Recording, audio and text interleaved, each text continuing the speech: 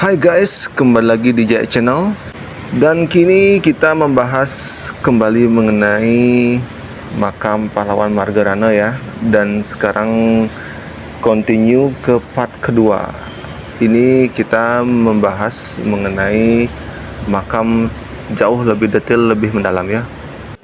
Nah, dari video ini kita bisa menyimak secara real situasi dan keadaan perang Puputan Margarana di kala itu ya.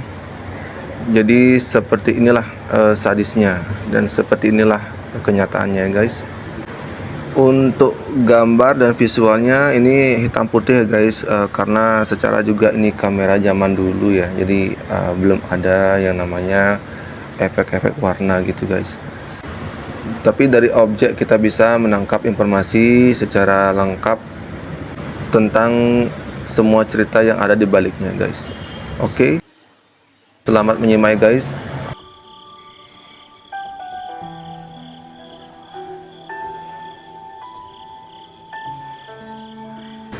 Oke, aku jelaskan sekali lagi ya guys. Untuk latar belakangnya, merupakan Puputan Margarana itu terjadi pada 20 November 1946. Perang yang terjadi di Desa Marga, Kecamatan Margarana, Tabanan, Bali. Pertempuran ini dipimpin oleh Letnan Kolonel I Gusti Ngurah Rai selaku Kepala Divisi Sunda Kecil. Ia bersama pasukannya bertempur secara habis-habisan untuk mengusir Belanda ya guys. Dari sini kita bisa melihat betapa sengsaranya ya masyarakat Bali pada saat penjajahan Belanda di kala itu ya.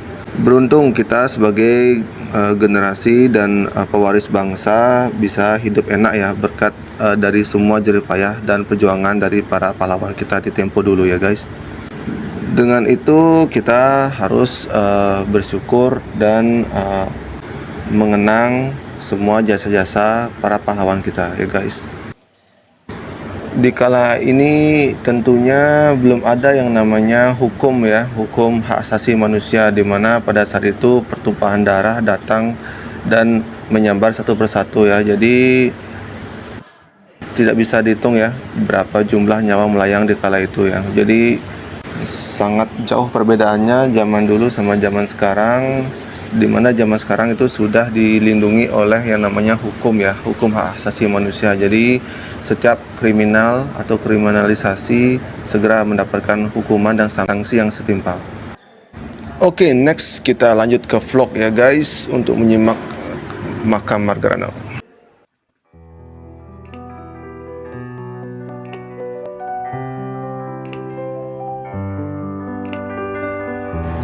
Oke guys, beginilah panorama di dalamnya guys. Ada beberapa kolam ikan dalamnya guys, serta ada air mancurnya juga di dalam. Untuk temanya mungkin nih bangunannya ada ke arah candi-candi gitu ya guys. Terlihat seperti perpaduan antara batu alam dan paras gitu ya guys. Dari pemandangannya cukup asli ya guys, karena ini 99% lebih ke taman ya. Jadi serba penghijauan. Seperti contohnya kayak di lapangan renang itu guys, kalau di daerah Denpasar atau Puputan. Para warga sekitar memanfaatkan lahan seluas ini biasanya pakai untuk rekreasi sekeluarga atau hingga untuk jogging ya guys, lari pagi, lari sore, bahkan lari siang guys. Ada beberapa juga para masyarakat pribumi itu bermain sepak bola ya di sana guys. Pada bagian kolam utamanya juga sangat luas ya guys. Mungkin nih ukurannya sekitar 20 kali 30 meter guys. Ini kolam ikan sih sebenarnya guys. Cuma mungkin airnya keruh jadi ikannya nggak kelihatan guys. Ini untuk take foto full view nya guys ya.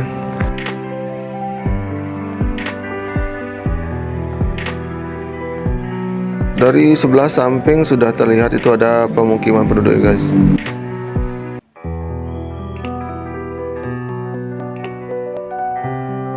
Dari arah sudut juga itu terlihat ada beberapa keluarga sedang rekreasi ya, bermain sama keluarga. Tempat ini juga digunakan sebagai spot olahraga guys. Cuma untuk fasilitasnya agak minim.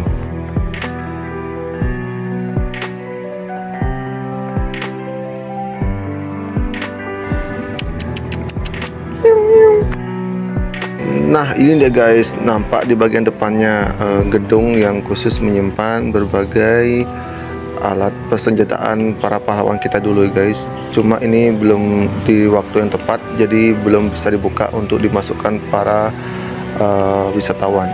Biasanya dibuka di tanggal 20 guys, pada saat hari pahlawan itu guys. Jadi saya sendiri pun belum bisa masuk guys.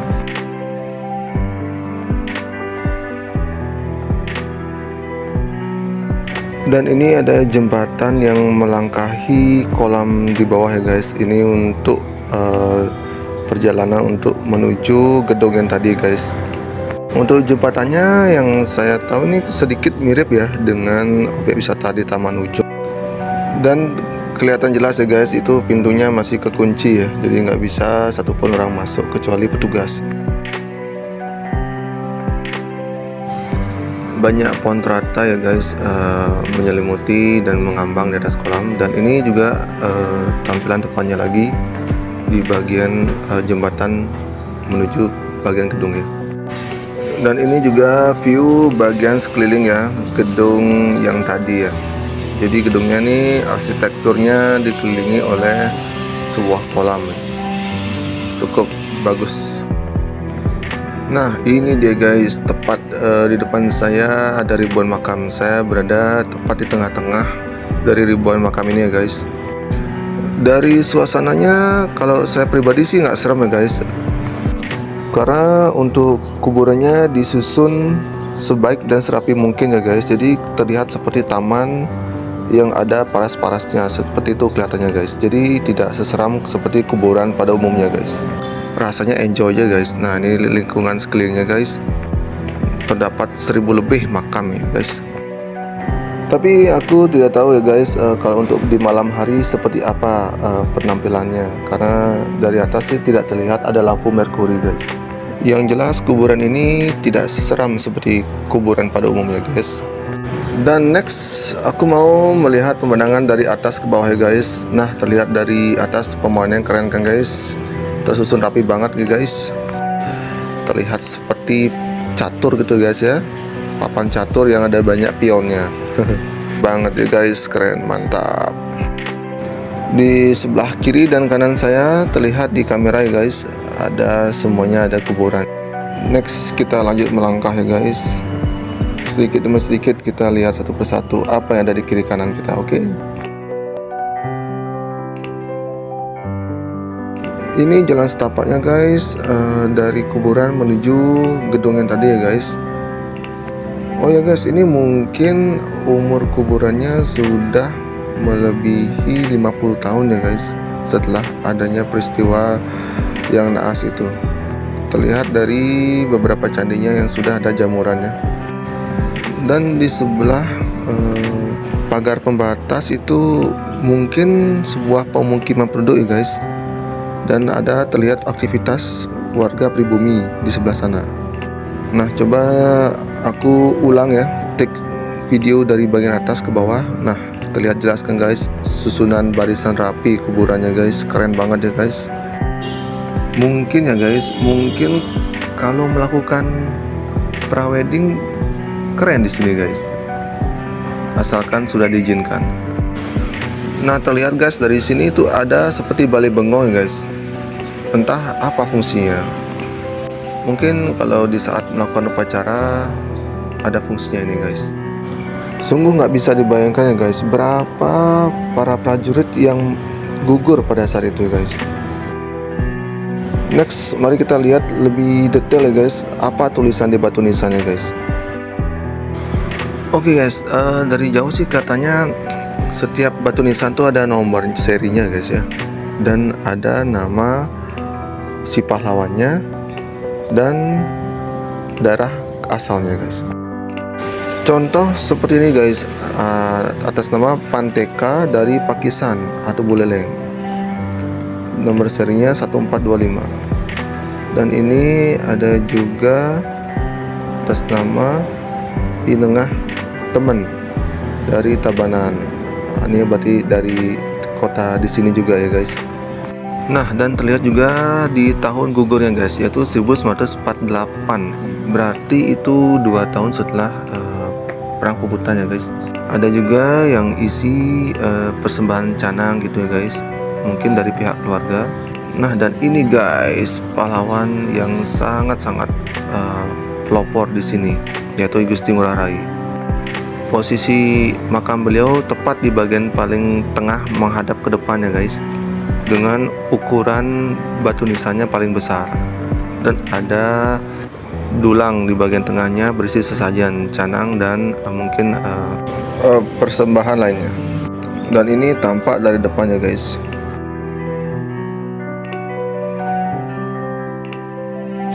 Untuk luas lahannya mungkin sekitar 5 hektar ya guys, karena sangat luas sekali. Aku lihat nih dari ujung ke ujung.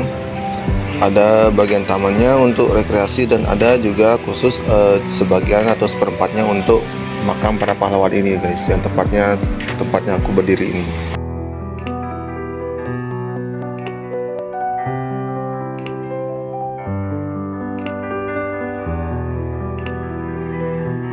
Dari keadaan batu parasnya secara detail, secara rinci, ini kelihatannya udah lumutan ya guys, karena ini bahannya dari bahan alam, yaitu batu alam paras, jadi sudah sekian tahun lamanya pasti muncul seperti lumut-lumut seperti ini guys. Oke guys, ini setelah aku baca satu persatu dari batu nisannya nih, para pahlawan kita dulu berasal dari berbagai kota dan desa ya guys ya. Mereka bersatu untuk melawan para penjajah. Tapi kebanyakan ini dari daerah Tabanan asal beliau ya guys. Coba kita baca guys nama batu nisannya. Yang untuk yang ini namanya Pan Sastri dari Tabanan. Umurnya juga 1948, 2 tahun setelah peperangan di Margarano ya guys. Mungkin para pahlawan yang dimakamkan di sini bukan hanya yang gugur pada saat perang ya guys. Mungkin yang gugur beberapa tahun setelah perang guys. Yang pastinya semua anggota atau personil yang ikut terlibat dalam perang puputan Margarana itu guys. Coba kita simak guys, ada namanya Wasna, dan ini namanya Jok Anom Sandat dari Gianyar guys. Oke guys, waktu sudah semakin sore dan menunjukkan waktu yang seharusnya aku untuk kembali ke alamku ya guys. Sampai jumpa ya guys, sampai ketemu di konten berikutnya. Ciao. Jangan lupa klik subscribe ya guys, dan klik tombol lonceng dan like supaya saya lebih semangat lagi buat video-video selanjutnya. Ciao.